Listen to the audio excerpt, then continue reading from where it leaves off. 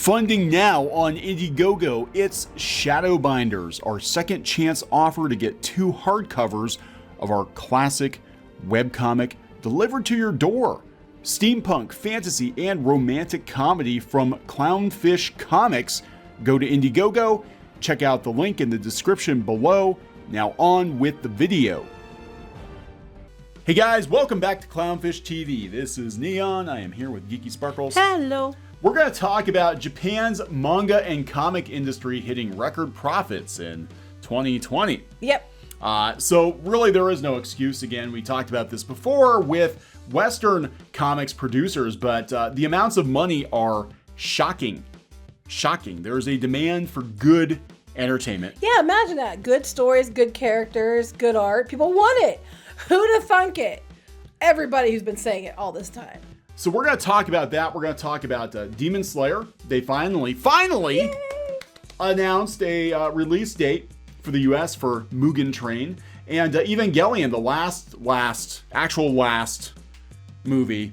For real last this time? Actual last movie came out, and it did 30 million the first weekend, which sounds really good until you realize Demon Slayer did 100 million. Yeah.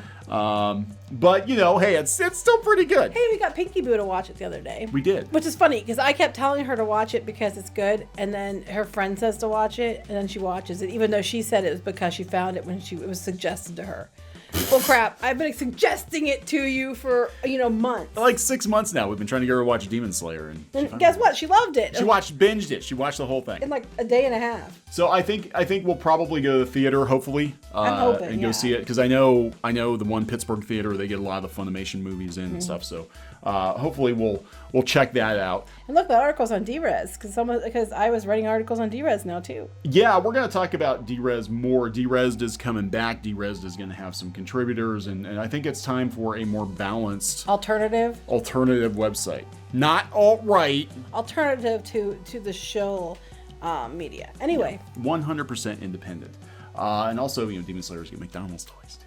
Well, that's not over here in Japan, but it's causing some Karens to lose their shit because they can't wrap their head around the fact that in Japan, kids watch Demon Slayer all the time, and they actually put the characters in Demon Slayer on a list of who they look up to. I think it was I was trying to figure out the word.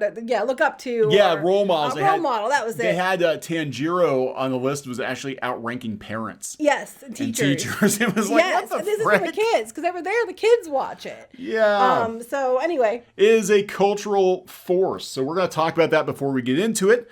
Please subscribe for more pop culture news, views, and rants, guys. We're over 182,000 subs. Hoping for 200,000. See, we're crawling. We're getting it. Hit the subscribe button. Yeah. Hit it again because YouTube keeps taking people away from us. That does keep happening, yes. They keep auditing our subs. How dare you? If you agree with them, you clearly aren't real. Russian bots. Anyway. So Megan Peters, writing for comicbook.com. I've said repeatedly I like Megan Peters. I think I don't always agree with Megan Peters, but... Not always, but I think she's pretty fair. She's pretty balanced, right? But she put this out there. She said that the publication was AGPEA, and they said that the sector being manga and anime, had the highest profits on record since 1978. Whoa. Since 1978. That's a long time. That's about our 43 age. 43 years, yeah. Yeah. So the publication comes from AGPEA, an organization that tracks the progress of manga and comic sales in Japan. It turns out the combined market size for Japanese comics, both print and digital, is up more than 20%, which we talked about before, but it's also anime. It's not just the comics. Looking at things year over year, the market size for Japanese comics is up 23%, which, wow. Wouldn't the American market love to be up 23%? I mean, legitimately, not just because they count the sales of manga in the United States to up their numbers, and they count the sales of crowdfunding campaigns to falsely inflate their numbers. Wouldn't they love to legitimately have those numbers? Yes, they would. So that is $5.6 billion US. Right. The entire North American comic book industry is lucky if it tops $1 billion. But let's just keep on doing what we're doing in mainstream comics and telling all the fans because they're trash. That works out so well for you. Anyway, go ahead. Yeah, so they said after all, the biggest profit peak from the market was just blown out of the water. It went wild with 586 billion 95, and yeah, blew 95 out of the water too. Now the pandemic probably factored into Yeah, it I'm somewhat. sure it did, somewhat, but not completely. But this is crazy. Well, some of the most popular books sold in the United States for comics were Demon Slayer books. Yeah. And like, other books like Attack on Titan, things like that too. But Demon Slayer was doing very well in the United States.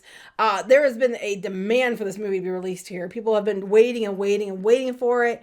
Finally have a date for it. It was supposed to come out in February originally. And it's coming out April 23rd. April 23rd. And then it's going to come out on Vudu, etc. on June 22nd. Yes, streaming digital on 22nd. I think we're going to have to pre-order it. I don't know. You can't buy tickets yet. April 9th is when you can buy tickets. I just broke it down what the story is about from the movie, and talking about the fact that they're kicking everybody's ass. They broke records in Japan. The manga is outselling everything. Like I said, American comics would love to have a fraction of that kind of success. It's amazing what can be done when you actually have a good story with good characters that, and beautiful art that people actually, relate to and like. Yeah. And again, Tanjiro is, I love Tanjiro because his character, goes through so much to save his sister. Like, he's not like, oh, one day I was magically gifted powers. It's like, no, after years of training and working my ass off. Yeah, what I like about the character, I like too, it's like, his relationship with his sister and how they need to work together to succeed. It's kind of like you and I, except we're not brother and sister, because that'd be really weird. But, it's like that whole idea that you don't always succeed and you have to struggle and you have to, overcome, obstacles. You're not just given it because you're special, and we see that so much with American stuff, especially recently, where there's no other reason that you are the most powerful, whatever, other than the fact that you hit certain check boxes.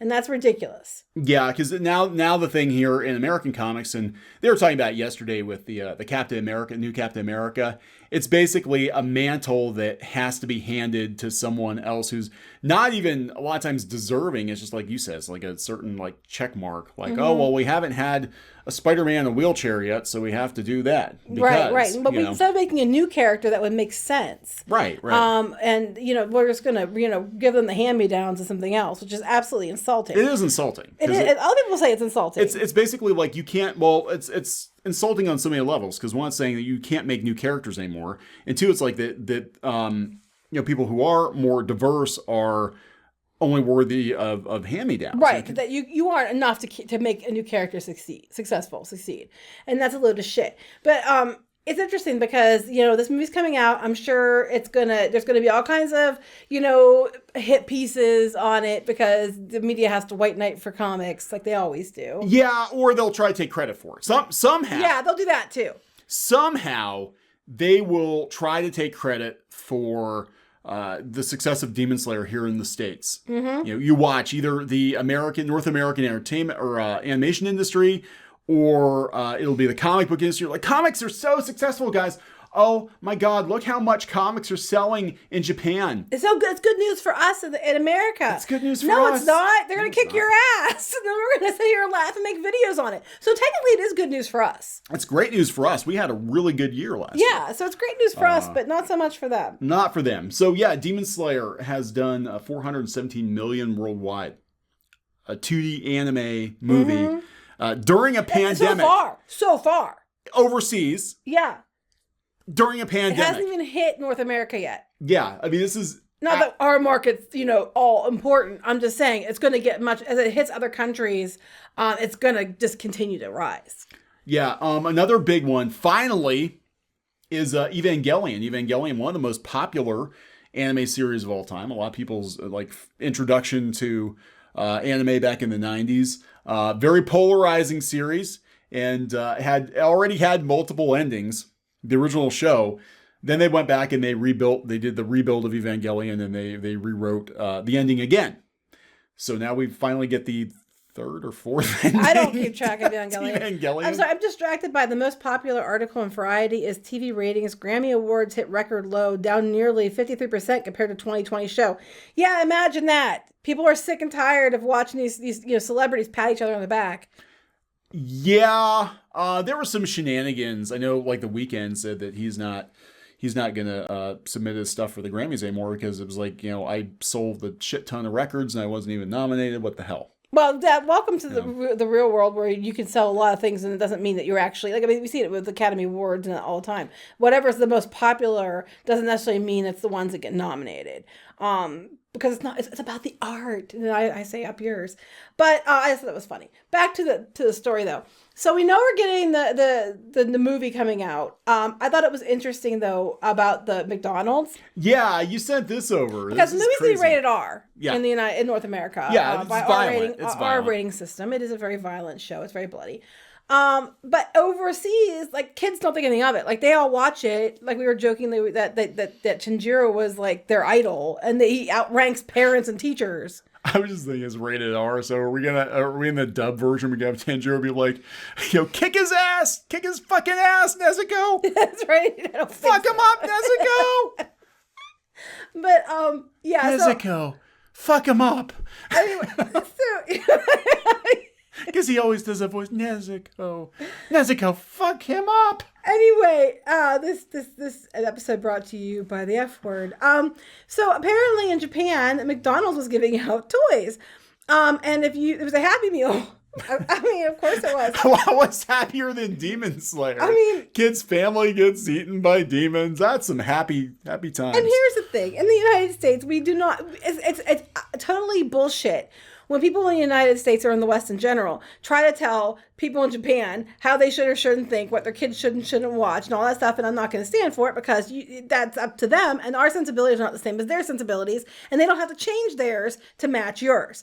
That being said, they were getting a lot of praise in Japan for putting it in the Happy Meal, but people in the United States were mad. Karens were pissed because, like, why would you offer Demon Slayer toys? But that wasn't the only problem. The other problem was if you didn't want a Demon Slayer toy, you could get a Tropical Rouge Pretty Cure toy instead, which is also marketed to children in Japan. So that would be like having, like, I don't know, Hello Kitty and then Deadpool in a Happy Meal over here or something. Well, I don't even know. I wouldn't even say that. I mean, I don't know. It was just. I don't know.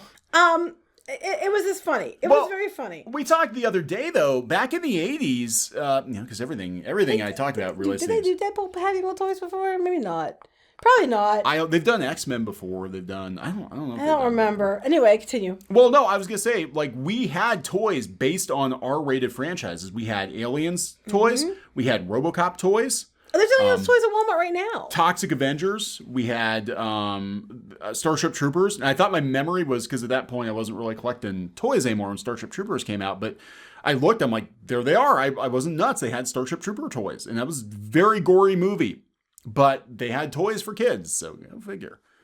Anyway, they're saying that some people, parents in Japan, have said that the show has scared their, like, younger children and things like that. It's a case of where, it's up to you as a parent whether or not your kids can and can't handle it. That's up to you. But I think it's interesting because, they do seem to let their kids watch things that, in America that you might not.